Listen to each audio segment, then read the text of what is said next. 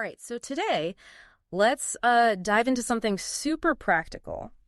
We're ditching the old go to more networking events advice. Right.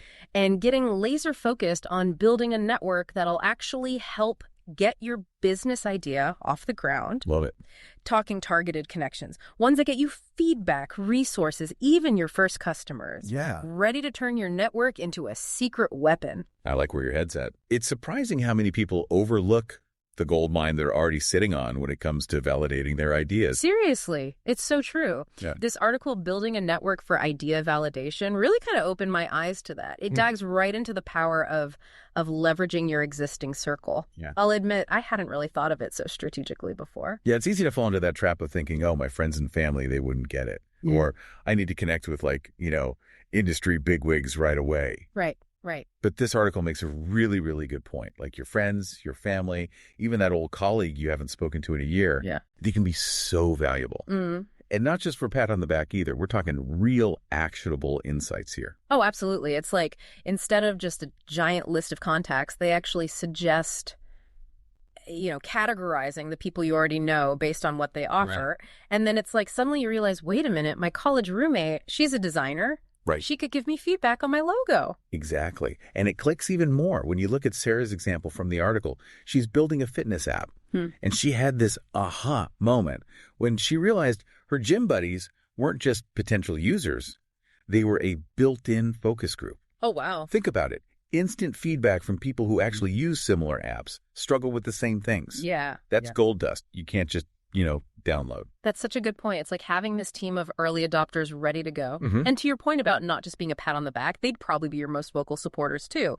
Okay, so we've tapped into our existing circle, but we've all heard that generic just network advice a million times. Right. How do we actually make entrepreneur communities work for us, without being that person who spams everyone with their latest venture?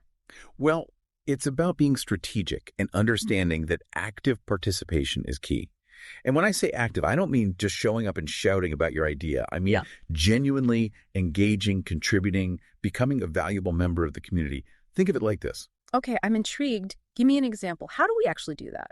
Let's say you're building a productivity app, right? Mm-hmm. Instead of just, passively scrolling through a generic productivity forum, you could join a Twitter chat specifically for remote workers. Jump into those conversations. Yeah. Share your insights. Maybe even offer some early access to your app for feedback. Ah, I see what you mean. So it's not just about being present. You got to be useful, providing value and building those relationships organically. Precisely.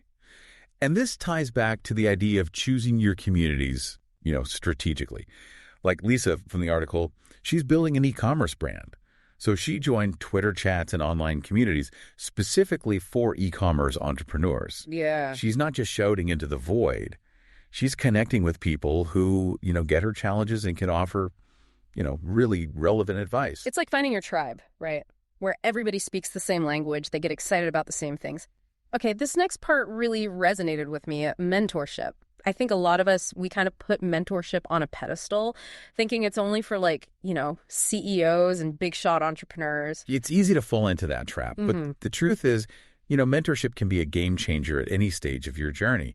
And this article does a great job of really demystifying it. Yeah, totally. It's not about finding a celebrity CEO to take you under their wing. Right. It's about finding people who actually walked the walk, the walk you're trying to walk. Exactly. The article gave this example of John. He's building a fintech startup. Yeah. And instead of aiming for an Elon Musk, he specifically sought out founders who had successfully navigated, the world of fintech. Oh, smart. I'd already tackled the regulations, the funding hurdles, all the unique challenges of that specific industry. Now that's what I call targeted mentorship. It's like a shortcut, right? They've already made the mistakes, they've learned the lessons, and now they can, guide you on your path. I'm thinking back to Samantha, that fitness app developer from earlier. Didn't she have a mentor who, completely changed her perspective on her target audience? Absolutely.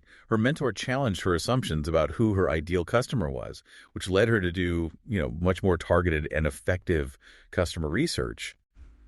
Think about how much time and money that probably saved her down the line. Oh, I'm sure, yeah. It's like having someone in your corner who's not afraid to tell you what you need to hear, even if it's not what you want to hear. Right. And that brings us to a really, really crucial point the article makes about building relationships with potential customers. During the idea validation phase, it's one thing to get feedback from friends and family, but it's a whole other level to get real-time insights from people who might actually, use your product or service. Yeah. That's where it gets really, really interesting. We're not just talking about feedback anymore. We're talking about building buzz, generating excitement, maybe even snagging those early adopters. And the article had some really, really smart tactics for doing just that. The one that stood out to me was go where your customers are. Okay. It's such a simple concept, but it's brilliant in its effectiveness. Okay. Give me an example. How does that actually play out, in the real world? Let's say you're developing a board game, like Marcus from the article. Yeah. Where would you go to connect with your target audience? You wouldn't just post about it on Facebook and hope for the best. Right. You'd go to local game nights, board game conventions, online forums dedicated to, board game enthusiasts, places where your ideal customers already hang out. You're basically embedding yourself in their world, not in a creepy way, but in a way that says hey, I get you.